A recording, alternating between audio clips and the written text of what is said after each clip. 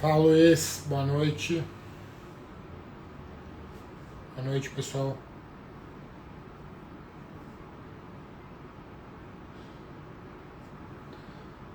Fala, turma. Só esperar aí um minuto. Sempre falo que vou esperar 2 minutos, espero um só.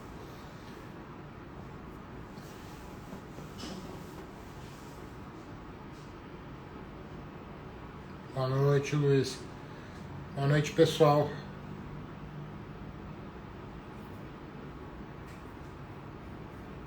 Boa noite, Bernardo. Hoje aí eu vou falar um pouquinho aí, dar umas dicas aí e fazer uns comentários aí em relação ao processo seletivo, a procurar emprego, que afinal é algo super importante, né? Para a gente poder trabalhar com uma coisa, a gente precisa conseguir ou arrumar um emprego, ou que eu já... Vou começando então, já comecei aqui. Ou arrumar emprego, ou o que eu recomendo é assim, de alguma forma você começar a trabalhar com isso mesmo antes de ter o emprego. É uma dica aí que eu dou para vocês, né? Vocês percebam que talvez a dica mais comum aí, uma coisa muito comum hoje em dia, é a questão do sample, né? Sample é só o nome, né? O nome é para você ter um trabalho já para mostrar. Mas eu olharia a questão do sample muito... Eu vou falar um pouco mais para frente, mais aqui no que eu pensei em falar com vocês hoje, mas o sample é um nome e é uma coisa que você faz para já mostrar o seu trabalho, né? Tem a ver com essa ideia de você já ser analista antes de conseguir emprego como analista. Isso é uma coisa que eu falo muito. Aliás, todas as coisas que eu considero super importantes de acordo com a minha experiência e tudo, e com a minha visão para o business, eu sempre vou repetir, né? Até ficar defasado e não tiver mais valia. O mundo muda também, as coisas vão mudando, mas enquanto coisas fundamentais que eu achar importantes, eu vou sempre continuar falando para vocês. Então hoje a ideia é falar um pouco de, vamos dizer, estratégico, tático, operacional aí de conseguir emprego, de analista, coisas que eu acho importantes. A ideia não necessariamente 1 hora vai durar esse bate-papo aqui, acho que pelo menos meia hora. E depois eu abro aí para perguntas, se vocês quiserem já fazendo pergunta em torno desse tema, ótimo. Quiser falar de outra coisa também, não tem problema, eu respondo no final. E qualquer tipo de comentário aí que for pertinente ao que eu estiver falando, eu já vou mandando ver aqui nas respostas. Mas a primeira coisa que eu queria falar para vocês é algo super importante. Na verdade, a coisa mais importante por trás, não só do trabalho de analista de Equity Research, mas por trás de toda a indústria de gestão de investimentos, né? Por que existe um analista de Equity Research, tanto no buy side quanto no sell side, e por que existe a indústria de gestão de fundos, né, de gestão ativa. O que é a gestão ativa? É a gestão que busca ter performance e ir melhor do que o benchmark, né? De novo, é uma indústria que é toda baseada em torno, e a remuneração, e a indústria só deveria existir se ela consegue ter performance. A definição de performance, que o nome, o jargão para isso é o tal do alfa, é você ganhar mais dinheiro do que um determinado cavalinho ali, de acordo com o qual você está se comparando. Eu sempre falo isso, quer dizer, você tem o Ibovespa, ele é o índice de ações que é usado como referencial para fundos de ações no Brasil. Você tem outros benchmarks como o IBX, mas o mais tradicional é o Ibovespa. Se eu não acredito que eu consigo ir melhor do que o Ibovespa, eu não tenho por que montar uma gestora de renda variável. Então isso que está por trás de toda a indústria no mundo. Eu vou deixar para o final a resposta do Luiz, se me permitir, Luiz. Se eu tiver que sair antes, aí depois eu te mando um direct com a resposta. Mas eu vou responder no final. Então, voltando. Por trás dessa questão, dessa crença, se eu acho que eu consigo bater o mercado ou não, você tem uma questão. Eu estou arrumando aqui, que tá meio que caindo o celular aqui, eu acho. Vocês acham que tá reto, pessoal? Tá bom? Então, assim, tem a questão uma discussão acadêmica que ela nasceu na escola. Eu não sei, na verdade, se ela nasceu, mas é típica da escola de Chicago, que que é uma corrente de pensamento que diz que o mercado é eficiente. O que quer dizer o mercado eficiente? Beleza, Bernardo, obrigado. Mercado é eficiente, quando você fala, o mercado é eficiente, o mercado está muito eficiente, está cada vez mais eficiente. Você está dizendo o seguinte, eu, enquanto analista, não consigo encontrar ações fora do preço.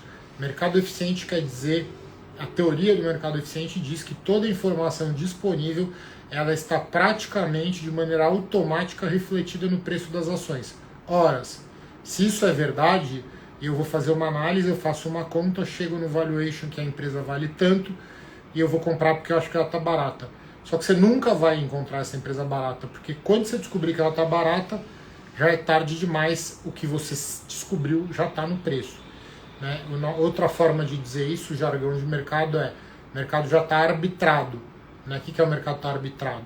É um jargão também que quer dizer outras coisas, mas arbitrado quer dizer que as coisas estão no preço. Então, assim, a gente luta nesse mercado para tentar ver o que os outros não estão vendo, com o objetivo de encontrar, no caso do Equity Research, mas outras classes de ativo, né, fundos macro que operam bolsa, que operam câmbio, juros e outras e baseado na análise de outras variáveis, variáveis macroeconômicas, você está acreditando que você vai conseguir ver o que os outros não estão vendo. Se você não consegue ver, você não tem por que arrumar esse emprego, os fundos não deveriam existir, etc. Tá?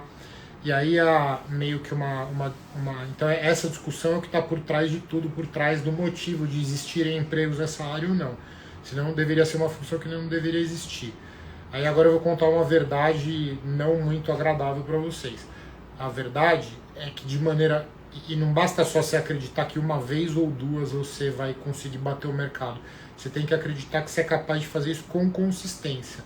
E assim, a grande verdade é que ao longo dos anos, se você olha consistência durante anos ou décadas, você tem pouquíssimas pessoas na história que realmente, pouquíssimas em relação ao percentual total de fundos, né, que conseguem de fato ganhar dinheiro. A maioria chove no molhado. Então, isso daí vocês poderiam falar, pô, então eu vou desligar, vou sair dessa live aqui, porque pra que eu tô ouvindo isso, né? Eu quero estar no mercado que é fácil, que é moleza. Mas qual que é o ponto? O ponto é que isso é uma visão minha, tá? Vamos pegar no Brasil, por exemplo. Por mais que os fundos, eu não estou entrando numa discussão aqui do Brasil, qual fundo performa, você tem fundos sim que performam. Dá o exemplo aqui dos mais emblemáticos. Eu não estou falando da performance de curto prazo de agora, recente. Estou falando, é um cara que já se provou, é o Luiz Stuberger do Fundo Verde, lá que antigamente era Hedging Grifo, certo? E assim, por mais que você, a maioria, uma parte grande e relevante dos gestores não ganhem dinheiro de verdade, comparativamente ao risco do referencial, do benchmark, esse é o nome, né? Benchmark, a tradução talvez seria referencial. Você tem uma indústria gigantesca. Vamos pegar aqui como exemplo a XP, né? A XP ela criou e trouxe dos Estados Unidos, na verdade, acabou percebendo isso, e a XP nasceu com uma vocação educacional. Ali o Benchmark começou dando aula de investimento, acho que em ações e tal, e em algum momento viu que no Brasil ia acontecer o que já tinha acontecido nos Estados Unidos, que assim, a distribuição de produtos financeiros, basicamente assim, por exemplo, fundos de investimento. Nos Estados Unidos, eu acho que na década de 70, enfim, lá para trás, quase tudo era feito através de bancos. No Brasil seria Itaú, Bradesco, Santander e etc. E depois de X tempo, ali quando a XP começou, ela não começou com esse business plan, pelo que eu entenda, mas ela percebeu que ia acontecer a mesma coisa no Brasil, né? Ia ter esse movimento de distribuição sair dos grandes bancos comerciais, dos grandes bancos, e irem para um conceito que eu vou chamar aqui de supermercado de investimentos, né? Antes, você tinha a opção, você ia no gerente do Itaú e investia no fundo gerido pelo Itaú. É o buy side do Itaú interno lá, que o banco tem vários business, e ele tem uma gestora de recursos, que é o Itaú Asset Management, sei lá, e aí você tem os gestores lá dentro. Assim, era o cara que fabrica o negócio e o vendedor oferecendo esse produto. Você não precisa ser gênio. Legal. Pedro, obrigado. eu entendi que isso é um elogio, mas enfim. É, e aí, assim, você tem o Itaú ali, não precisa ser gênio para saber que tem um conflito de interesse, né? Eu vou oferecer na minha lojinha o negócio, somente o produto que eu fabrico, não tem outro. E aí veio essa lógica de você ter um supermercado de investimentos, uma plataforma que através da... E aí a XP tem o jeito de crescer dela, através de agente autônomo, é a estratégia de crescimento, né? Ela não é dona dos escritórios, ela é quase que eu vou falar não é isso, mas dá para entender. É como se fosse um modelo de franquias. Ela tem ali uma plataforma, um sistema que permite eu abrir um escritório de agente autônomo e eu vou oferecer os fundos, e eu não vou oferecer só fundos da XP, eu vou oferecer fundos do Itaú, do Bradesco, da Evolve, que eu trabalhava, é só um exemplo, né, de fundos menores, maiores, gestoras independentes. Então ela trouxe e ela criou uma rede enorme de distribuição, que são os agentes autônomos, e a própria XP, a BTG tem a mesma coisa, etc. Então, e outros distribuidores. Então, assim, o que eu quero dizer? Porque, assim, parece até que eu estou desfocando do tema, que é a questão da análise. Eu quero conectar isso com essa questão que eu estava falando de um mercado eficiente, etc. Por que eu estou falando isso? Que eu estou dizendo o seguinte: mesmo que o mercado seja mais próximo de eficiente do que ineficiente, e que os fundos não performem, na verdade você tem uma força enorme, porque você tem muita gente que depende, que ganha dinheiro participando dessa indústria. Então, assim, eu estou falando uma coisa meio, talvez, na verdade não é nem polêmica, é a realidade. E assim, quando você tem muita gente, isso é uma visão minha, tá? Meio que uma leitura minha. Quando você tem muita gente que trabalha numa indústria, por mais que o cliente não esteja sendo tão beneficiado assim, as pessoas vão continuar chamando o cliente, falando para o investidor vai continuar vindo. Não porque estão enganando o investidor necessariamente, mas as pessoas não percebem que, assim, muitos fundos aí não vale a pena você botar o dinheiro lá. Era melhor você colocar o dinheiro direto na bolsa. Isso eu estou dizendo no contexto de que, por mais que você tenha essa discussão no mercado eficiente, o mercado cada vez é mais eficiente, porque a capacidade de análise das pessoas melhora, você tem mais analistas olhando, você tem mais fundos olhando, e aí todo mundo olhando a mesma coisa, o mercado vai ficar mais eficiente, você não vai enxergar o que os outros não estão vendo. Mas, mesmo assim, não é uma coisa que vai acontecer do dia para a noite se a indústria deixar de existir. Logo, no fundo aqui que eu estou dizendo para vocês, é que ainda continua sendo um bom negócio trabalhar nessa área. Isso falando do mercado eficiente. Agora, é um mercado o mercado de ações, né, o mercado de equities, e logo o mercado de análise de investimento, o mercado de emprego para analistas de investimento, que está completamente correlacionado a como estão indo as gestoras e também as corretoras, tanto buy side quanto o cara que está no buy side nas gestoras e o cara que está no sell side nas corretoras. Mas o mercado... pessoal, só um segundo que eu vou acender essa luz aqui.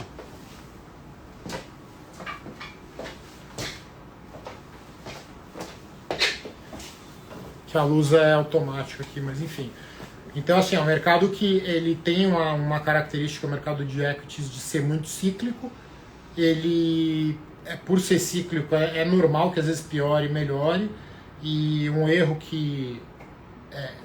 e uma oportunidade, assim, eu já errei na minha carreira com isso, mas também me beneficiei muito dessas oportunidades, que o mercado ele tá ruim, e aí eu já vou falar de uma dinâmica que acontece no Brasil, que eu já falei outras vezes, mas é um mercado que é cíclico. O que isso quer dizer? Que normalmente você não vai ganhar um salário de executivo sendo analista, você não vai ganhar o salário do CEO de uma empresa grande, mas o seu bônus, quando o mercado tá bom, pode ser mais do que o do CEO de uma empresa grande. Então, assim, é extremamente atrativo, só que é um mercado mais volátil, mais cíclico. Então, o que eu quero dizer na prática? Quando você está num lugar bom e o mercado está ruim e o seu bônus está ruim, você tem que engolir o sapo e ficar quieto, porque depois da tempestade vem a bonança. Teve uma vez que num banco desses grandes aí, eu acho que foi no Itaú BBA, um amigo meu que trabalhava na área de crédito, faz bastante tempo, isso, mais de 10 anos, ele virou e aí na hora do bônus, todo mundo com cara de birra, cara feia ali, porque era um ano que estava ruim, e aí o cara que é americano até, o cara que tocava, ele falou keep your heads down, a lot of good people in the market. O cara tava dizendo assim, pessoal, não fica de cabeça alta aí, com cara de marrento aí, porque tá cheio de cara bom na rua. Então engole o sapo. Então assim, mercado, eu tô falando um lado de realidade para vocês, você tem gente que fica de oba-oba aí dizendo que tem 300 milhões de vagas de analistas e que é fácil. Acho daí enganar as pessoas não agrega nada e ninguém aqui é burro, entendeu? Quem trabalha com, ou quer trabalhar com esse mercado, ou é inteligente ou tem a pretensão de ser, porque dá para ficar mais inteligente do que você é através do estudo e do preparo, eu acredito nisso, entendeu? Então assim, voltando aqui, então assim, é um mercado que é cíclico, mas você tem que saber segurar a onda.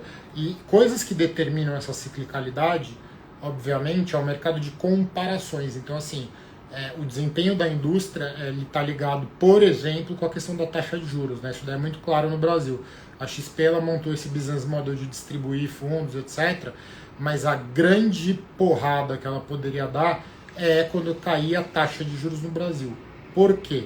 Porque se a taxa de juros, se a Selic, obviamente que a taxa de juros real, né? Você compara com a inflação, mas eu não estou entrando nesse ponto agora.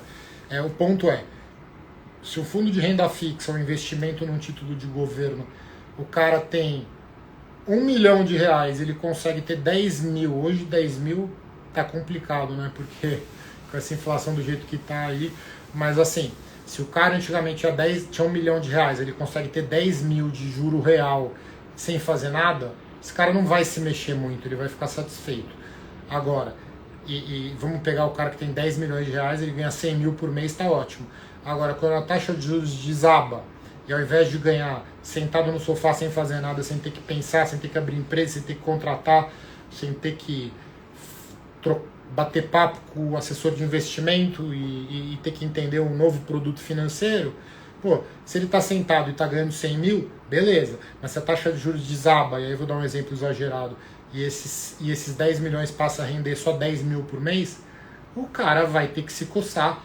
E isso é um movimento macro, é uma onda grande que se sobrepõe a todas as outras coisas, porque aí é o momento que a indústria fica super atrativa e as pessoas correm atrás de coisas mais arriscadas. Entre essas coisas mais arriscadas estão os investimentos em equities, em renda variável, em ações.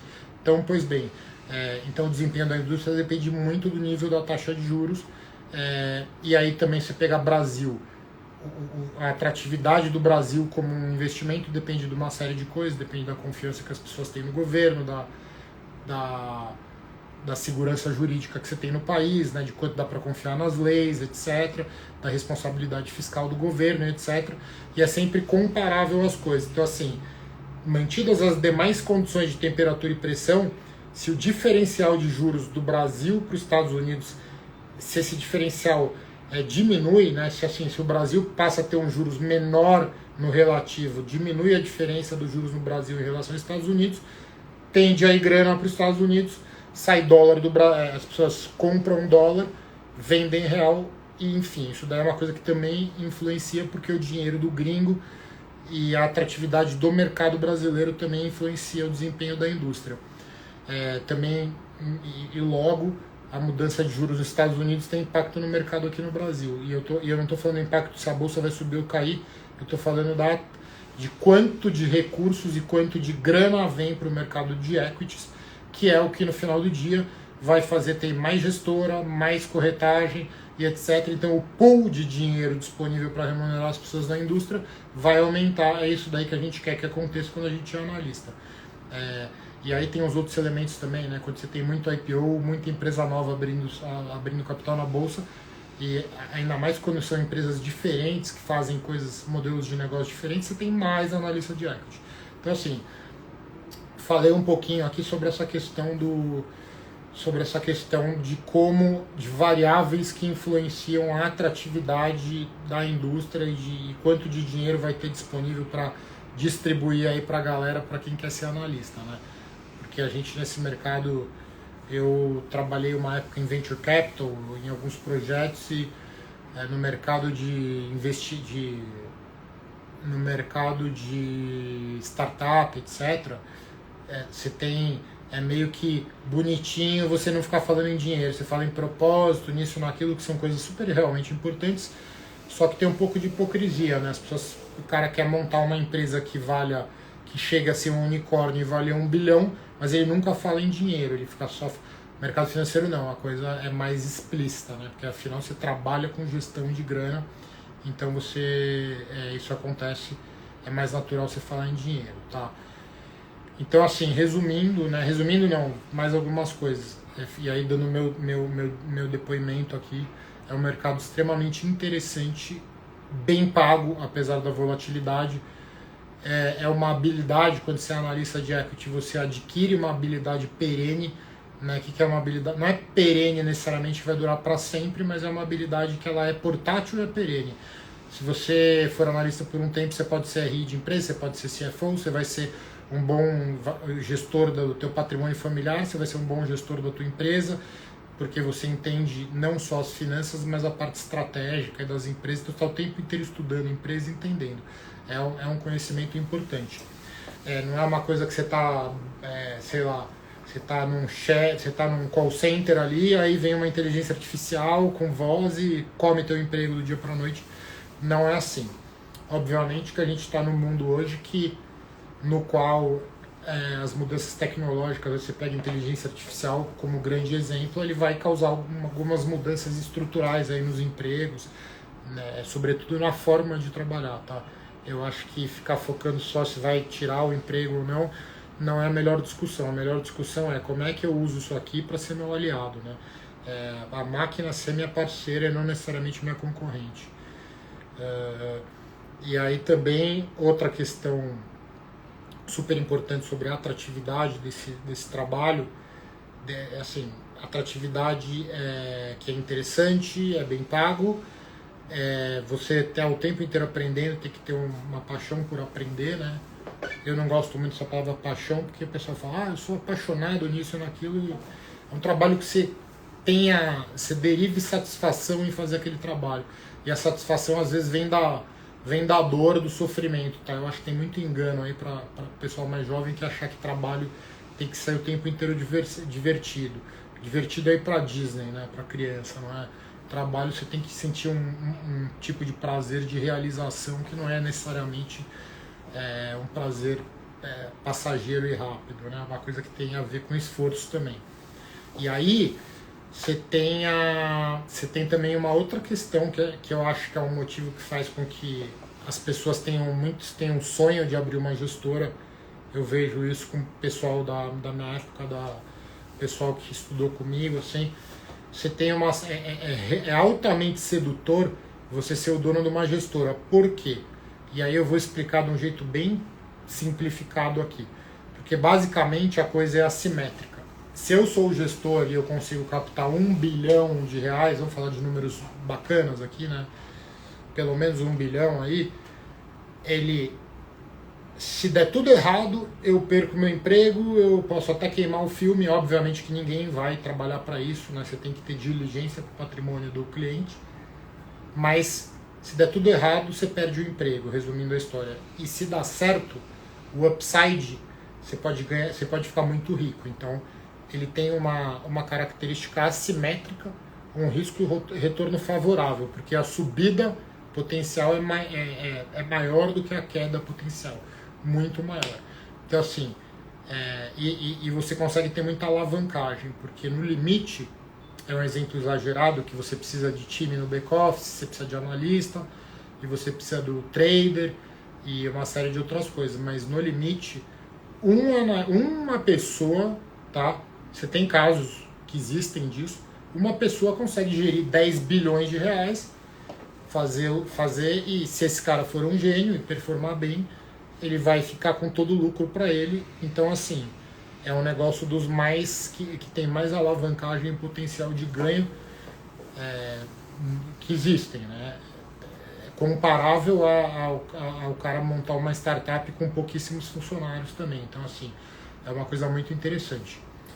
Bom, dito isso, para você ser analista, você precisa de algumas características que eu já falei outras vezes, interpessoal, de ser um cara desconfiado, no sentido de não acreditar em qualquer lorota que o jornal te conta.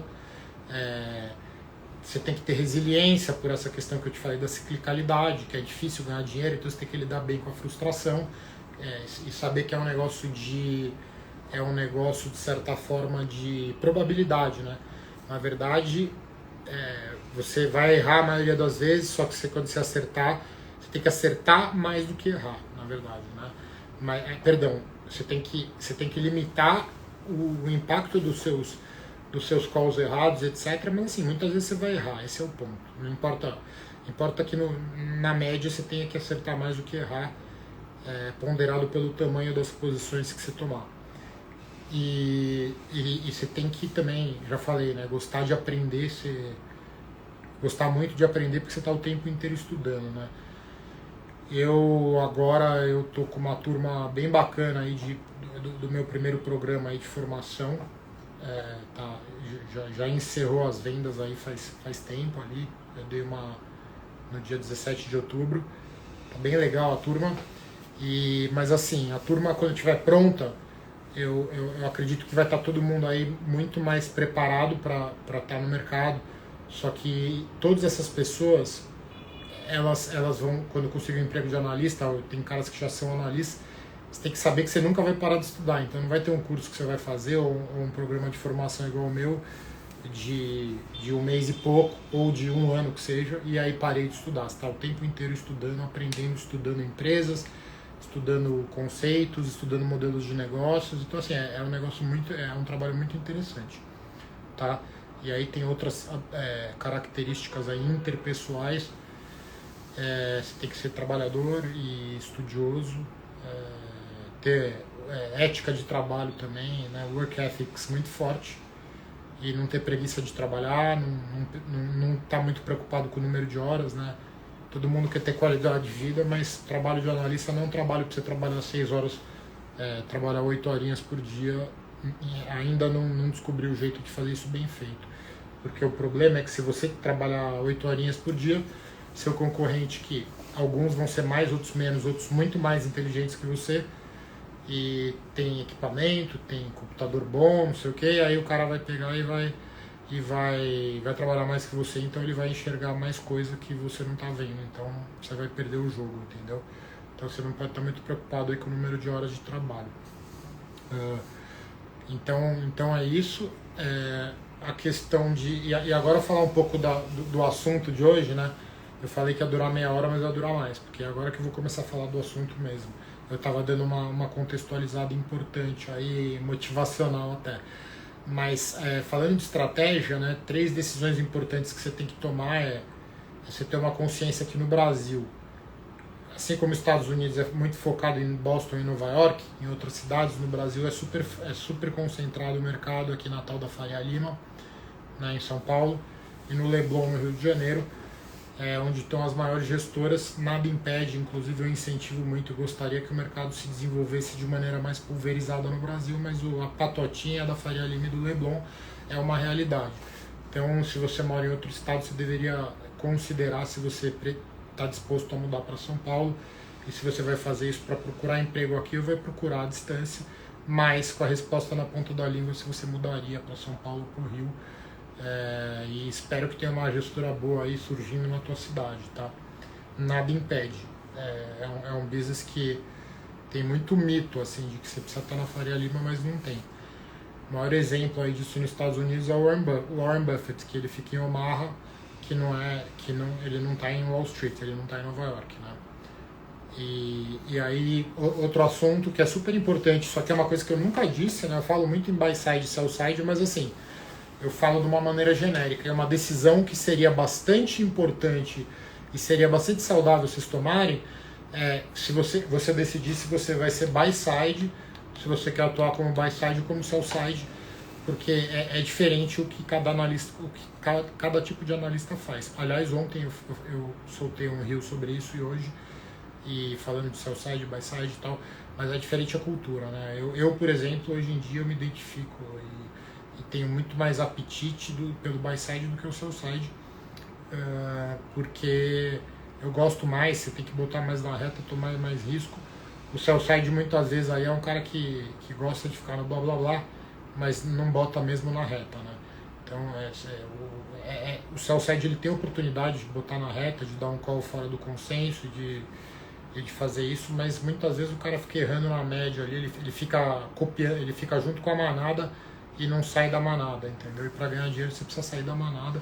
Mas eu não sei se é a maioria, mas grande parte dos analistas sell-side aí, eles às vezes são muito bons de te transmitir conhecimento sobre a empresa, para te falar do modelo de negócio, te ajudar a modelar mais rápido, porque ele já entende, só que o cara a praia dele não é tomar risco. Então às vezes esses caras vão pro buy side e dançam rapidinho, ou não conseguem ter o mesmo tipo de sucesso que eles tinham no sell side. Excelentes analistas sell side às vezes não performam bem no buy side. E bom, basicamente sobre decisões estratégicas, então se dá, onde você quer trabalhar, se está disposto a se mudar ou não, e se vai para o buy side ou sell side. E também eu acho bom você definir já de antemão, através de eu falo aquele gráfico, né, que eu chamo Ikigai japonês, que é o que eu gosto, o que eu sou bom e o que me dá dinheiro, algo do tipo. Para você ser analista, você tem que decidir quais ações, vamos pensar aqui em 3 elementos, aqui podem ser mais, mas já falei sobre isso. É você escolher quais empresas, e aí você tem que fazer uma pesquisa e se vira nos 30 para pesquisar, e algum dia talvez até faça, eu mesmo traga essa informação, mas assim, quais tipos de analista estão faltando, né? Qual o setor que está sem cara bom? Não tá, às vezes você tem um setor que você vai virar para o buy side e o cara fala, não tem um sell side bom nesse negócio aqui, né? Tô falando aqui do buy side, porque do sell side, aliás. Você não tem um sell side bom aqui cobrindo o setor elétrico, por exemplo. Ou tem pouquíssimos bons. Pô, isso é um sinal bom que eu deveria ir para esse setor que está escasso aí de analista. Que mais? Quais empresas são mais líquidas? Então, no momento, os investidores estão mais olhando. Você quer estar cobrindo uma empresa que tem liquidez para a galera operar, né? Você montar a posição. Não adianta nada você analisar uma empresa, você vai lá comprar, você vai comprar uma posição de 10 milhões de reais, leva um mês, porque a empresa não negocia nada. Dei um exemplo exagerado aqui, tá? É muito raro esse tipo de nível de liquidez tão baixo. E aí o outro elemento, assim, que setor que eu gosto, né? Eu, por exemplo, vou falar de mim. Eu prefiro cobrir uma empresa, vou dar um exemplo passado da minha carreira. Eu prefiro cobrir uma empresa como a Randon, que eu tenho que... Randon não, vamos pegar a VEG, que é mais interessante e subiu, e é um case super de sucesso. Eu estou estudando a VEG, eu tenho que entender o business model, é uma coisa que tem um componente fabril, um componente tangível, né, que ela vende coisas de fato tangíveis. Eu gosto de modelar e de entender mais esse tipo de empresa do que modelar uma empresa de bancos, que você lida mais com taxas e com outros modelos de negócio que não são tão tangíveis, né? O que o banco vende? No fundo, ele, entre várias outras coisas que ele faz, mas pegando o tradicional, assim, a visão tradicional de um banco comercial, ele pega, ele de um lado ele capta dinheiro e empresta esse dinheiro e ele tem que ganhar, e ele tem que ter um spread no meio disso positivo, né? Tropical Economist, já te respondo, obrigado aí pela pergunta. Então, assim, eu gosto mais de modelar uma coisa mais tangível. Eu prefiro modelar Embraer, que são aviões, preço vezes quantidade, do que modelar uma coisa abstrata. Embora eu já tenha gostado de modelar uma coisa abstrata, que é o exemplo da Múltiplos Fidelidade, lá que foi um case aí que eu dei bons calls nesse business aí, em empresas aéreas também. Mas enfim, então eu acho que é isso. Retomando aqui os 3 elementos, gosto de olhar esse tipo de empresa, porque me interesso. Tá dando dinheiro, tá bom, tem demanda, falta analista. E é um setor que, além de faltar analista, é um setor que dá muita receita de corretagem para as corretoras, se a gente estiver falando do sell side, né? Então, e aí para o buy side deveria ser assim, quero trabalhar na SPX. Pô, lá os caras gostam muito do setor tal, tem posição na empresa tal. E aí eu deveria olhar essa empresa baseada nesse critério também, mas é isso basicamente, né? E se você já está dentro de uma empresa, você está num buy side, você deveria ficar bom num setor que é importante para casa, como exemplo, na Claritas, lá o setor elétrico é bastante importante, porque o portfólio manager, um deles, né, o Edu, que era meu chefe, ele é muito bom, é uma referência no setor elétrico. Então é um cara que sempre vai querer olhar mais e vai se interessar mais por essas empresas. Se eu estou lá dentro e eu começo a ficar bom nisso, eu vou estar, e aí falando até de uma coisa meio corporativa, né? Eu fico mais bem na foto, até é melhor para eu crescer. Estou dando um exemplo, isso é só um exemplo, tá? Não estou falando que nessa casa é assim. E aí, que mais? E aí, na hora de, falando em procurar vagas, né? Eu já falei isso aqui para vocês, eu acho que você tem que, se você tiver que ser, você pega um espectro assim, numa ponta tem um banana que fica sentado lá, apertando o botão do LinkedIn, aplicando automático, porque quando tem que entrar no site da empresa ele fica com preguiça. E na outra ponta você tem um cara que é quase um psicopata, de que ele fica enchendo e alugando a pessoa para onde ele quer mandar o currículo. Tem o meio termo, mas esse meio termo não é na metade, ele é mais próximo de uma pessoa que é chata. É melhor ele correr o risco de ser um stalker, ser um cara chato, do que ele ser muito passivo. Porque no mercado você tem que ser insistente, até quando você é analista, você tem que ser insistente, chato, tentar descobrir uma coisa, não sei o quê. Então isso daí tem até a ver com o perfil de um bom analista. Então é bom você, ao invés de quando vai procurar um emprego, você entrar no site de não sei onde, apertar um botão e aplicar, você tem que tentar chegar nas pessoas. E aí, ainda relacionado a esse mesmo assunto, eu sugiro que vocês monitorem as vagas. Então, assim, tem hoje em dia alguns meios, alguns mailings aí, que você entrar em algumas listas de distribuição, mas eu não quero entrar no mérito operacional aqui, tático, falando mais em estratégia, maneira de pensar, tá? E dos princípios. Só um segundo. Já te respondo, Guilherme. Obrigado pela pergunta. Boa pergunta. E quando for uma pergunta, eu não vou falar, né? Que é uma pergunta, mas enfim. Então, onde eu estava falando de... então, monitorar as vagas. Então, por exemplo, estão contratando na SPX para uma posição que tem a ver comigo, né? Se eu sou um cara super sênior e tenho uma vaga de estagiário, não é a ideia. É exato, Luiz, é isso que eu ia responder. O Luiz respondeu a pergunta do Guilherme aqui, daqui a pouco eu falo sobre isso. Mas aí o que acontece? Eu sei que estão contratando na SPX de uma vaga que tem a ver comigo.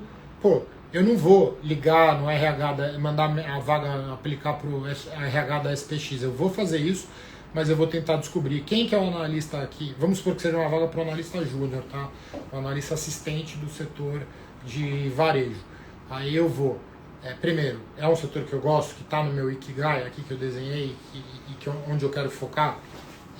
Quanto mais focado, melhor, mas você tem que ser às vezes flexível, né? Porque às vezes o mercado está péssimo, pega aí a primeira coisa razoável, não a primeira porcaria que aparecer, senta lá e depois vai fazendo seus pulos. Eu não acho legal o cara entrar num lugar para ser trampolim, mas a verdade é que às vezes as oportunidades e a progressão de carreira acontece dessa maneira. Mas enfim, aí eu sei que tem um analista sênior lá que está contratando uma posição júnior. É um setor que eu já entendo, que eu já estou cobrindo, que eu já estou trabalhando em casa, nas minhas horas vagas ou no fim de semana, ou se eu sou estudante, estou acompanhando super bem, olhando muito. E aí, beleza, o que eu vou fazer? Quem é o cara? Qual é o nome do analista que está lá? Entra lá no site da SPX, vê quem é nosso time. Toda gestora tem nosso time, bababá. Sempre vai ter o nome das pessoas lá. Quem que é o portfólio manager? Cara, vê o cara no LinkedIn, ele é um segundo contato? Você conhece alguém que conhece? Você tem que ter uma habilidade de track e de rastreabilidade. Você tem que ficar fuçando ali, stalkeando a vida da pessoa e descobrir. E assim, cara, liga pro cara, manda e-mail pro cara, chama o cara no LinkedIn, chama o cara no Instagram, onde for. Instagram não, né? Mas assim, uma outra coisa, o pessoal de mercado às vezes meio que caga pra LinkedIn. Você tá cheio de cara super sênior e bom, você vai olhar o LinkedIn do cara, ele criou lá em 2005 e nunca nem botou uma foto lá no negócio, tá? Então assim, não se apeguem tanto a LinkedIn. E assim, eu falei hoje para algum aluno meu aí que me mandou uma mensagem, acho coisa de trabalho. E eu falei, cara, não sei se vocês já viram o filme Tropa de Elite 1, é um filme bem antigo aí pra idade de vocês, mas, porra, tem uma cena lá que, Tropa de Elite 2, que o Capitão Nascimento vai e não quer falar com ele, fala, pô, o cara tá com medo de falar comigo, eu não tô com medo de falar com ele. Pegou o carro, foi até lá até o cara comendo na churrascaria falar com o cara. É óbvio que é exagerado esse exemplo que eu tô dando, senão eu mandaria você ir lá no restaurante aqui no prédio da BTG, que é aquele onde tem o Fazano, enfim, esqueci o restaurante que tem lá e você vai lá falar. Mas assim, de novo, vocês entenderam a filosofia. Você tem que ser agressivo na busca de vagas e você tem que ser assertivo também. Outro ponto importante. Não adianta você monitorar as vagas na hora que souber da vaga. Outra coisa, você também pode procurar a vaga antes de estarem contratando. Muitas vezes, quando você está num lugar, um bom empresário, não é nem um cara só de asset, um gestor, ele deveria estar sempre em modo mais ou menos recrutamento, né? Pô, tem alguém bom que eu conheci aqui, vou anotar o contato, porque eu não sei quando eu vou precisar e eu quero e você já vai recrutando sempre. Esse cara é bom, talentoso para tal função. Então, assim, às vezes você quer trabalhar na Dynamo, no Rio, e é teu sonho, e você está focado nisso, você está se preparando, pode tentar falar com as pessoas antes de surgir uma vaga. Isso é outra coisa importante na estratégia, ao meu ver. Inclusive agora, por exemplo, quando o mercado está meio ruim, por que não você ficar em contato com os caras? Por que não, quando ele abrir uma vaga, você vai estar procurando ele de novo, e ele sabe que você não é um oportunista de curto prazo, porque a bolsa está bombando, mas você é um cara que quer aquilo de maneira legítima. E eu estou dando o exemplo da Dynamo, porque a Dynamo é uma casa que, assim, os caras pensam super de longo prazo. É uma casa que eu admiro muito. Inclusive já fui visitá-los algumas vezes quando eu estava no seu site. Então, assim, você tem que monitorar as vagas, ser agressivo na busca e na paralela, tá preparado com duas coisas: com a forma e com o conteúdo, com a aparência e com a substância. Você tem que estar se preparando, saber as habilidades necessárias. Vocês sabem que aqui meu foco principal eu falo muito em modelagem financeira, que você tem que saber calcular o valor da ação que você vai mandar comprar ou vender. Mas além disso, você tem que ter todas as outras habilidades adjacentes. Eu recomendo fortemente que você aprenda primeiro a modelar e todo o resto vai ser conseguido com mais facilidade. Vai ter pontos aí do combo que você precisa, que você já tem talento natural, outros que não, você consegue desenvolver e compensar. Mas eu recomendo muito que a modelagem é super importante e tenha isso na parte de saber trabalhar, entendeu? Tem muita gente que pergunta, faço CFE, faço CNPI, não sei o quê. Você precisa, para ser analista sell-side, para você assinar relatório, ter o CNPI, mas é uma coisa que eu te falo com todas as letras aqui, que isso daí não vai te qualificar para você ser um analista bom. O que vai te qualificar para ser um analista bom é você praticar ser um analista.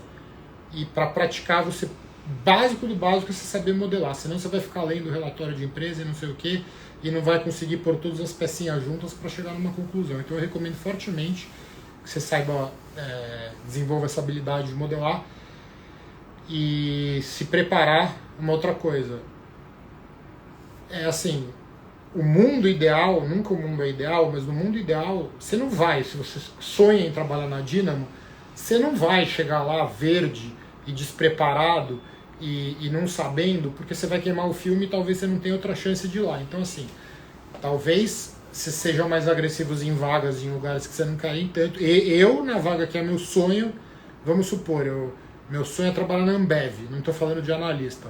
É uma empresa que eu admiro. E se eu fosse trabalhar em empresa, Ambev é uma empresa que eu queria trabalhar, não só pela empresa, mas pelo time, pela cultura que eles têm lá, pela maneira que eles têm de resolver problema. Acho que é um time, tipo, Navy SEAL, antigamente eu considero, tipo, quase que Navy SEAL do mundo corporativo, entendeu?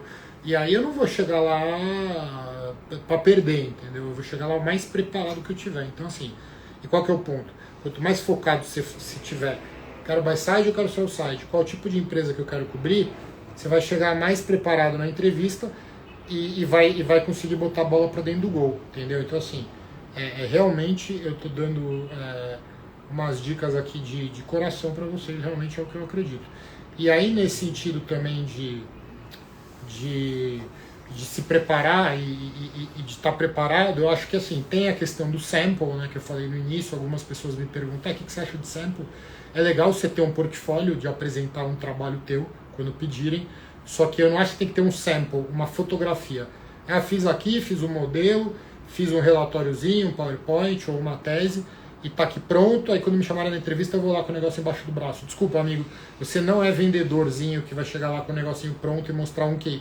Você tem que estar cobrindo a empresa, tem que estar ligado. Se saiu uma notícia ontem à noite sobre a empresa, tem que saber como impacta a tua tese, porque tua tese pode mudar em 5 dias. Por isso que eu falo, cubram uma empresa.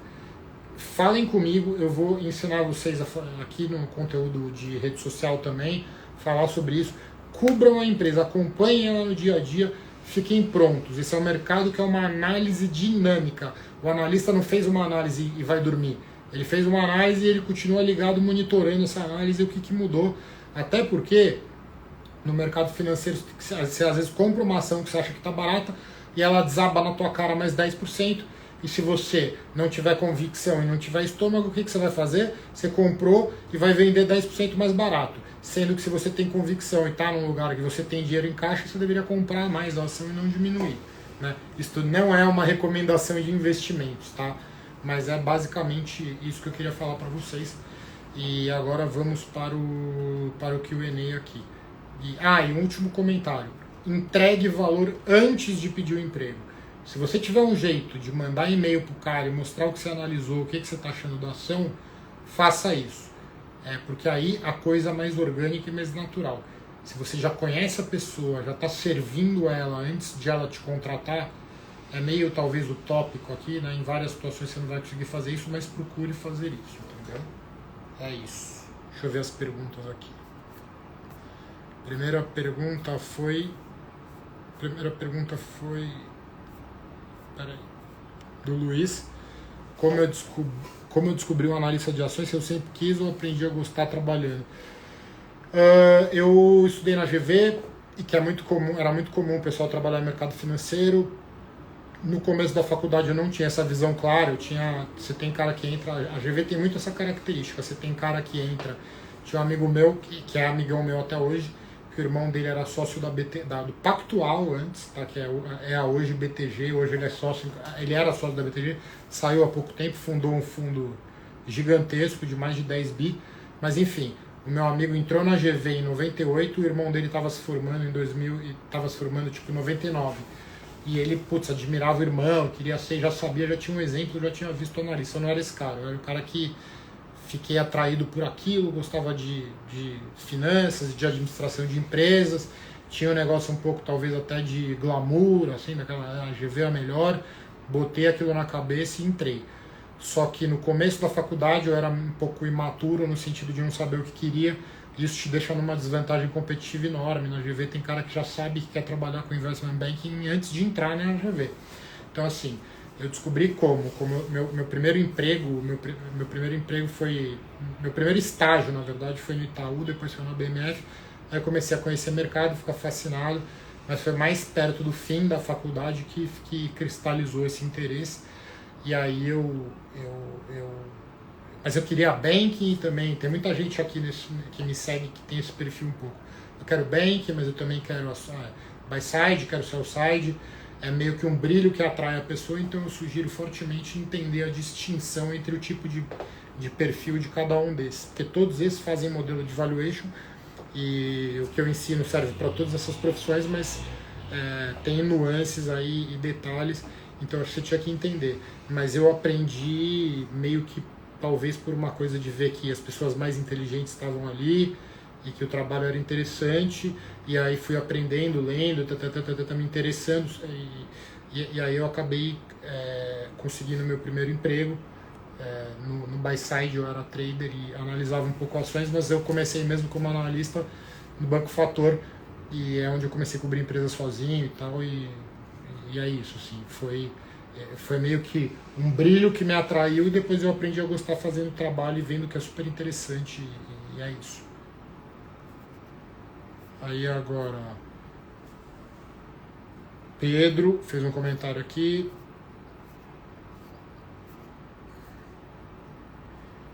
Tropical Economist. Então, fala um pouco mais aí sobre a sua pergunta, Guilherme Estrela.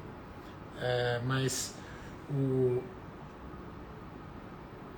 tá sendo bacana. Tá sendo bacana o curso aí, tá sendo bem interessante aí. Vamos ver aí se a turma vai gostar, mas tô bastante animado aí. Muito legal. Então, só um segundo. Agora Guilherme Estrela também, outro perfil. Uma pergunta de novato. Como achar quais são as posições de um fundo está alocado? É o que o Luiz respondeu. O CVM reporta. Cara, ela reporta.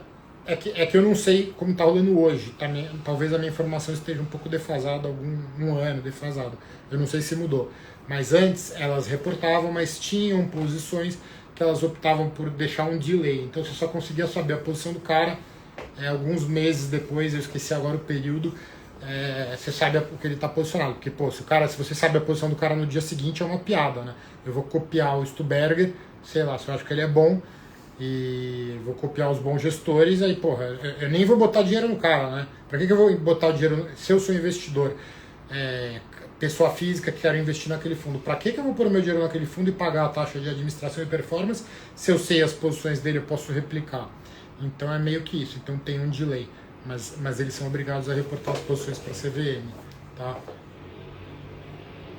Você vai descobrir, às vezes você pode copiar a posição do cara um tempo depois, se for uma posição de longo prazo, mas assim, o trading do cara não dá para você saber, né?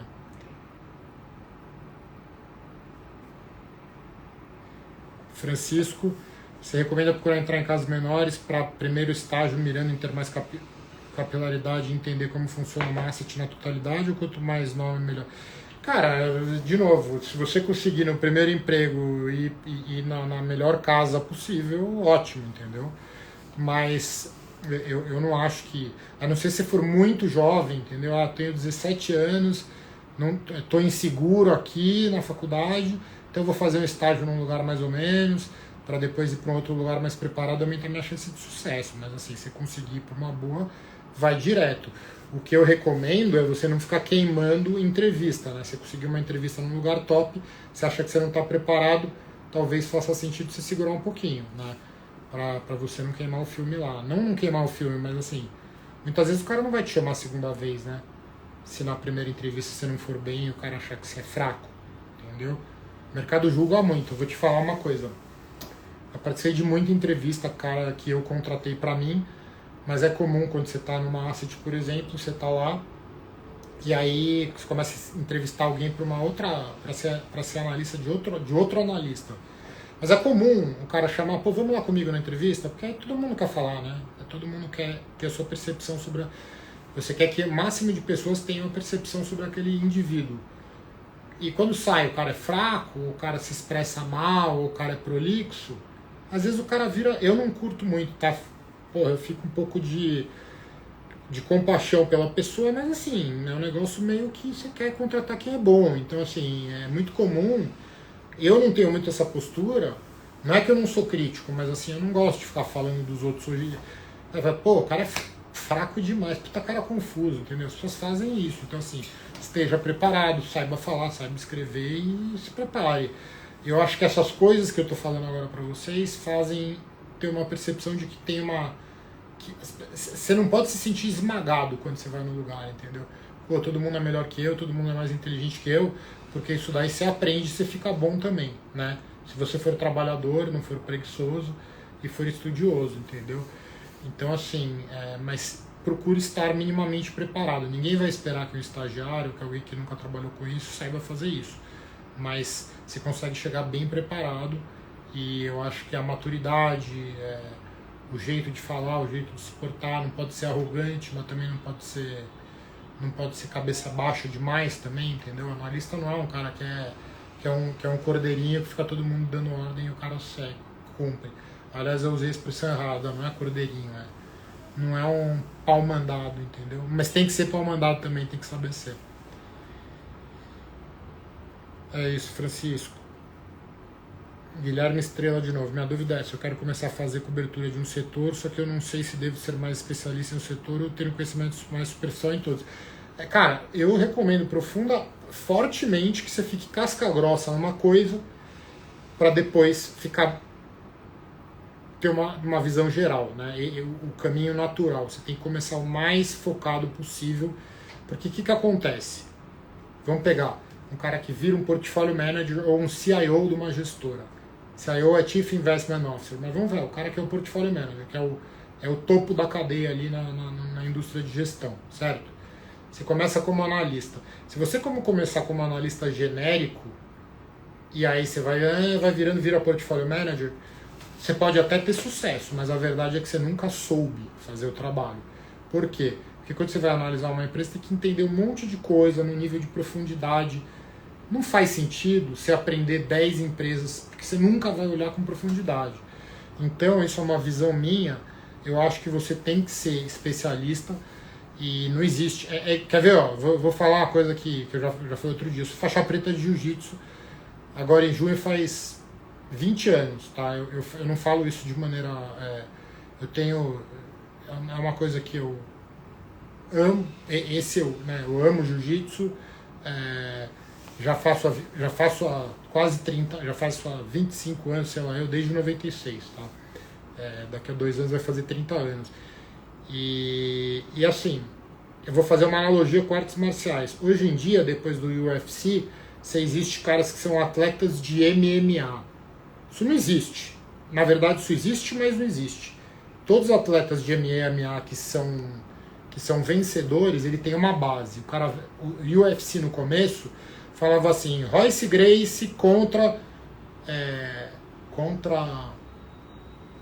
teve tanta luta contra o Kimo. O Kimo veio do sambo, o Royce Gracie é do jiu-jitsu. Era um embate entre artes marciais.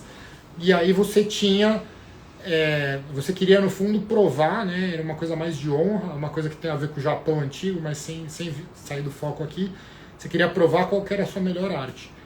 Então, assim, hoje em dia, na academia que eu treino desde o início, que é o Gigo, assim, você tem chute box lá, que é um time de Muay Thai. E aí tem caras lá que fazem MMA. Não existe. Você fazer MMA para fitness, e eu vou fazer até analogia aqui, MMA para fitness seria, vou brincar aqui de investir meu dinheiro nas ações e tal. Aí você pode brincar de ser atleta de MMA, entendeu? Ser genérico e olhar tudo e achar que sabe de tudo e tal. Agora, se você quer entrar no game de verdade, se você quer entrar numa casa, virar um bom analista e eventualmente até um portfólio manager, se você quer lutar e ser bom no MMA, você quer ser o Poatan lá no UFC, você vai começar fazendo igual começou o Poatan. Kickboxing, entendeu? Muito bom de kickboxing, aí você começa a expandir. Você começa a fazer outras coisas, olhar outras empresas. Então o cara começa no jiu-jitsu, muito bom, faixa preta de jiu-jitsu, aí começa a treinar boxe, começa a treinar Muay Thai. Mesma coisa em empresa. Você começa a entender muito, você aprende a modelar, começa a cobrir um setor, e aí todo o resto vai ficar mais fácil, esse é o ponto. Senão você não tem chão para pisar, entendeu? Você não é bom em nada, aí você vai começar a fazer várias coisas. Então é foco, narrow focus, foco muito forte no início, depois você vai expandindo. É nisso que eu acredito, assim, de maneira muito clara, entendeu? Não tenho a menor dúvida em relação a isso que eu te falei. E uma outra maneira de descrever, outra analogia, é assim, no começo, aquela coisa do missing the forest, floresta e árvore. Quando você é analista de equity, você tem que ter a visão da floresta, você tem que dar um zoom out e entender. Senão você só fica ali olhando número, aí você nem entende o que você está fazendo. Então, você no começo, cara, você é um lenhador ali, você vai ficar só mexendo nas árvores, pá, pá, pá.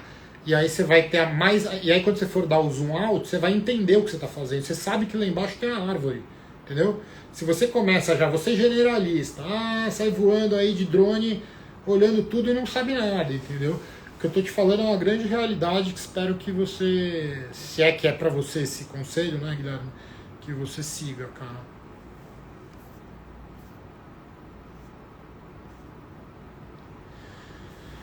Como eu modelo, o Luiz está perguntando, como eu modelo no DCF a variação do capital de giro? O capital de giro, basicamente, são todas as linhas, são algumas linhas, eu não vou entrar na definição agora do quais tipos de linha,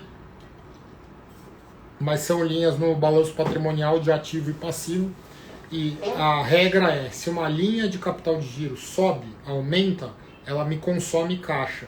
uma linha de ativo no balanço patrimonial aumenta de um período para o outro, isso representa a variação dessa linha é um consumo de caixa, e o contrário para o passivo. Se aumenta uma linha do balanço patrimonial, uma linha de capital de giro, se aumenta, por exemplo, contas a pagar, se sai de 0 para 10, significa que alguém está me dando crédito de 10, logo representa uma entrada de caixa, ou deixar de sair caixa, que é a mesma coisa que entrar caixa, certo?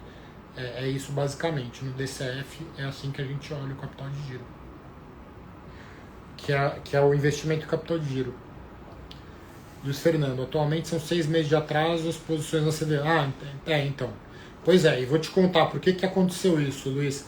Porque tem a ver aí com o fato de que tinha até uma galera aí que estava usando algum algoritmo, estava fazendo conta, conseguindo descobrir a posição dos fundos e começou a vender isso, a divulgar. Eu acho que, esqueci o nome, acho que era era alguma coisa assim, Smart Money, alguma coisa do tipo que o cara estava divulgando no Instagram, ou um plano de assinatura que você copiava os investidores. Os caras ficaram putos, né, começaram a usar essa informação dessa forma, e aí os fundos foram lá e conseguiram mudar isso, entendeu? Tropical Economist. Você acha válido, por exemplo, cobrir um setor por ano e trocando ano após ano, ou cobrir o mesmo setor 3 a 4 anos, tornando especial para quem está na faculdade ainda? Cara, depende um pouco do teu perfil, entendeu? Por exemplo, eu fiquei... aprendi a fazer bem direitinho ali. Não vou falar que eu sou o melhor do mundo, porque eu cobri setor elétrico 2 anos, entendeu? O cara que cobra o cara com se tiver o mesmo nível de inteligência, o mesmo nível de esforço, ele faz 10 anos, ele vai ser melhor. Mas assim, eu não quero ficar a minha vida inteira, eu não quero ser reconhecido como o melhor analista de elétricas do Brasil e estar até 60 anos fazendo isso pelo meu perfil. Nada não é certo nem errado, é simplesmente o perfil. Então essa é a resposta para a tua pergunta. Eu acho que tem a ver aí com as suas preferências, mas eu acho que no mínimo um período de entendimento de verdade você deveria buscar, como eu respondi aí. Como balancear isso, cara? Vai cobrindo o setor que você gosta, porque o que acontece? Também você não pode ficar cobrindo uma empresa a vida toda, que aí você vai ficar tão focado que você não vai entender nada, não vai entender o que está rolando na bolsa, né? Porque quando você dá o call para você comprar uma empresa de varejo, para você comprar a Redditor, você está tentando tirar alguma posição do teu portfólio, a não ser se entrar dinheiro novo, mas assim, você está competindo com outra pessoa, com outra coisa. É importante no longo prazo você começa a aprender a articular. Eu acho que essa empresa é melhor que aquela por isso, pela situação da economia, papapá. Não adianta só você fazer o valuation, você não opera num vácuo. Você opera numa situação de mundo real. Antônio Machado. Boa noite, Marcelo. Notícia boa. Meu grupo chegou à final do desafio do BOFA sobre LVMH. Agora é uma apresentação de 15 minutos para analistas e heads da parte de research. Valeu. Pô, Antônio, sucesso, cara, para você e pro seu time. Aí depois me conta como foi. E espero que... muito legal mesmo. Depois eu quero que você me conte mais, tá? Sucesso. E apresentação de 15 minutos. 15 minutos tem que ser bem sintético, vai dar certo. Ou vai dar bom, como vocês dizem aí. Eu não falo vai dar bom. Bernardo Maggioli, é isso? Trabalho com M&A e não sou especialista em nenhum setor específico. Quais setores você me indica? Não sei te dizer, mas a lógica, Bernardo, é a mesma que essa que eu te falei. Por exemplo, você tem setores no Brasil que já estão mais consolidados, que você tem menos deal, menos M&A para sair. Você tem setores no Brasil que você tem muita coisa ainda para acontecer. Esse seria um fator ali do nosso Ikigai, né? Da nossa intersecção de 3 conjuntos. Quais são os outros? Setor que você gosta? M&A, não sei, M&A você tem que gostar de M&A, né? Tem que gostar de banking, assim, porque não é tanto o setor que você gosta, né? Mas é isso, entender como é que está o mercado e a perspectiva. Eu acho que olhar o momento de mercado e apesar de que eu não pregar muito se ser focado no curto prazo, é interessante você entender, porque se for um setor que no Brasil tem menos M&A para acontecer, independentemente da condição de mercado, não sei se é bom você estar, né? Banking, você ficar só parado não é legal, é bom sair deal, né? É daí que vem a grana, inclusive. E aí, Tropical Economy, como escolher um setor bom para quem está começando, é isso. Depois, talvez algum momento eu faça uma live só, mais indo mais no específico e falando mais tempo sobre essa questão de escolha de setor, tá? Eu falei algumas vezes esse assunto, mas falei de maneira meio que aleatória aí no meio de outros conteúdos. E aí o Enzo, fala Enzo, boa noite. Boa noite, Marcelo. Para quem está no começo, você acha melhor criar um playbook com várias empresas listadas com diferentes riscos macros, empresas de crescimento cíclicas? Cara, é que assim, em qual contexto você está fazendo essa pergunta? Mas eu acho super interessante. Inclusive até falando pro Tropical Economist, né, Renato, é isso? Não, Guilherme, perdão. Falando o seguinte, cara, apesar de eu ter dito que você tem que ser especialista, que faz sentido se aprofundar muito para depois começar a voar alto e olhar várias empresas, é muito saudável que você faça isso que o Enzo está falando, né? Você saber, por exemplo, pega a bolsa, quais empresas são listadas na bolsa? Você tem uma visão do portfólio todo, né? Quais são listadas? Sei lá, faz um gráfico de pizza. Você vai descobrir que grande parte são commodities e bancos têm um percentual enorme do Ibovespa, né? Bradesco, Itaú, Vale, Petro e outras tem uma parte enorme do market cap.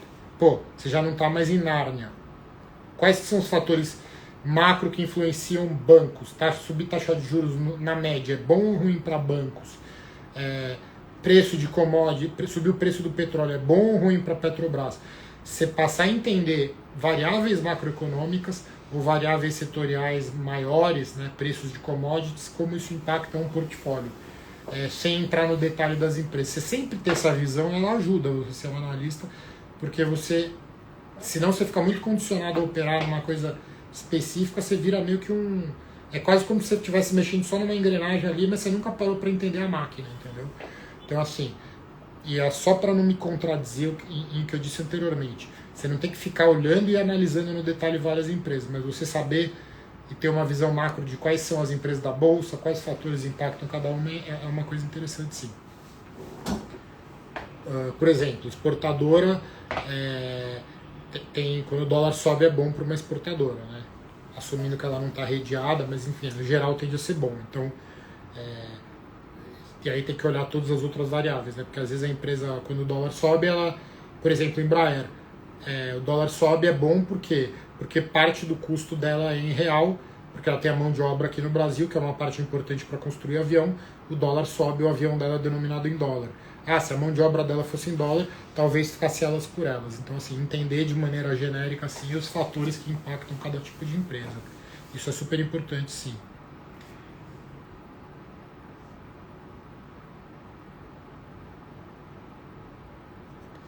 Cara, mesma dica que eu dei para você escolher a sua cobertura, só que se você já manja muito de algum determinado setor no M&A, eu colocaria isso na equação, né? E aí o ideal são 4 bolas e pegar a intersecção delas. Gosto de modelar, tá faltando analista bom, é um setor que eu manjo, e a liquidez, enfim, o potencial desse papel de dar grana para onde eu tô. No sell side é uma empresa com liquidez, porque senão você vai recomendar comprar uma ação e ninguém vai operar porque não tem liquidez. Aí você no fundo não vai estar ajudando a gerar corretagem para a corretora. E no buy side você tem que ser uma empresa que talvez tradicionalmente, igual eu dei o exemplo da Claritas, posições naquele setor, por alguma razão. O exemplo na Claritas é que o portfólio manager já foi analista muito bom de elétricas, entendeu? Enzo, o objetivo seria entender a dinâmica do setor, modelos de negócios. Só um segundo. Enzo, então, eu acho sim que ter uma visão macro aí é legal. Não confundir com querer modelar todas as empresas, que você não vai modelar nenhuma direito. E aí o Fred Perim, Marcelo, você acha possível, depois de um certo nível de experiência e conhecimento, alguém consegue sozinho cobrir vários setores e empresas? Depende do tipo de empresa, porque tem empresas que dão mais trabalho para cobrir do que outras. Por exemplo, cobrir utilities e querer cobrir junto bancos, você não vai. Bancos, não sei a outra, mas assim, cobrir utilities em um outro setor que tenha muita empresa, sei lá, setor de varejo, e aí não só varejo de vestuário, mas vestuário, supermercado, é difícil, entendeu? É difícil. Agora, vários setores e empresas no buy side isso é comum, entendeu? Mas muitas vezes o cara não faz o trabalho direito, na minha opinião, entendeu? É aquela coisa, é igual o pato, né? Anda, nada e voa e não faz nenhum dos três direito, né? Então assim, mas sim, existe, é possível. Cara, tudo depende do que você tem de recurso, entendeu? Se você vai ter que, toca aí um fundo e toca aí um fundo sem. E você não vai ter recurso nenhum, não vai ter sell side te atendendo, vai ter que olhar a bolsa inteira. O que você vai fazer? Você provavelmente vai ter um portfólio de menos ações, você não vai ter um portfólio de 100 ações, certo? Toca um fundo aí sozinho com 100 ações. Você vai olhar todas muito superficialmente e vai ter que trabalhar do mesmo jeito. Como o mercado tem um componente aleatório, talvez você ganhe dinheiro, entendeu? Igual o negócio do macaco jogando dardo ali, né? Vai acertar, certo? Mas, pessoal, me digam aí se é isso. Tem mais alguma pergunta? Obrigado pela audiência.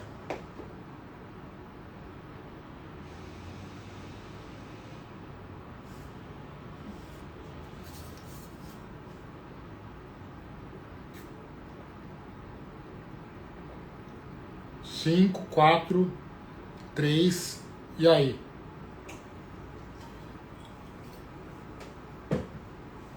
Tá tarde já, né? Então é isso, pessoal. Obrigado aí, tá? Demandas aí específicas de temas, por favor. Enzo. Eu acho excelente, Enzo. Enzo perguntou se ler cartas de gestoras ajuda quem quer ser analista. Sim. E aí, já conectando com outro ponto que eu já falei, analista tem que ser desconfiado. Então eu vou contar uma outra verdadezinha aqui para vocês. Eu não estou falando que todas as gestoras fazem isso, mas a gente tem que pensar no incentivo das pessoas. Lembrem que eu comecei falando da questão do mercado eficiente, tal, tem uma discussão. E quem trabalha como analista ou como gestor, no fundo, ele quer que as pessoas acreditem, é ideal que ele acredite também, né? Senão o cara está sendo desonesto com ele mesmo. Mas ele quer que as pessoas acreditem que as pessoas têm a habilidade de conseguir encontrar ativos fora de preço. Isso é a crença fundamental que está por trás da existência dessa indústria, dessa profissão. A indústria de gestão ativa de fundos, não gestão passiva, que é você copiar o índice, tá? Que é outra coisa. Então, assim, se você acredita nisso, você tem que entender uma outra coisa. As gestoras, às vezes, elas contam uma história bonita, porque a turma costuma escrever bem, tem muita gente que escreve bem, só que não é verdade. Às vezes o fundo foi bem porque a posição dele em Hapvida subiu. E se a ação de Hapvida subiu por sorte, e ele ganhou dinheiro com aquilo, ele vai contar que ele quis comprar Hapvida porque ele fez uma análise XPTO e blá. É meio que eu estou falando aqui, meio que... eu estou citando casos que provavelmente deveriam pelo menos ser exceções, mas o gestor tende a fazer aquela coisa, sabe? Ele atira numa coisa, acerta na outra sem querer e fala que mirou na segunda coisa, certo? Mas assim, super rico você lê a carta das gestoras, mas entenda que são narrativas que te ajudam, no limite, a entender como os gestores pensam, como eles estruturam o raciocínio. Então assim, eu acho excelente, das cartas boas eu acho excelente, tá?